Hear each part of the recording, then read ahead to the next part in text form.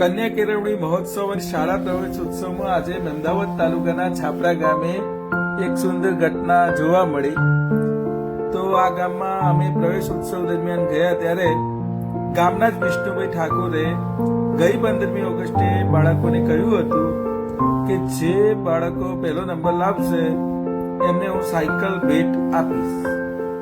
તો આજે એ દિવસ રૂડો રૂપરો આવી ગયો હતો અને વિષ્ણુભાઈએ વિશાલભાઈ આજ શાળામાં નોકરી કરતા વિશાલભાઈને આ કામ સોંપ્યું અને વિશાલભાઈ 14 સાયકલો લાવી અને મૂકી દીધી અને અમને આ મોકો મળ્યો સાચા અર્થમાં કન્યા કેળવણી મહોત્સવ દેખાયો।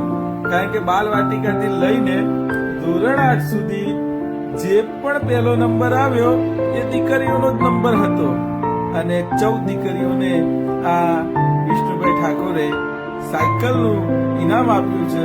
વિષ્ણુભાઈ ધોરણ 7 સુધી જ ભણ્યા છે, આગળ ભણ્યા પણ નથી, છતાં પણ એમના કુનેહથી અત્યારે કરોડો રૂપિયાના મશીનો બનાવે છે ને દેશ વિદેશમાં એક્સપોર્ટ કરે છે।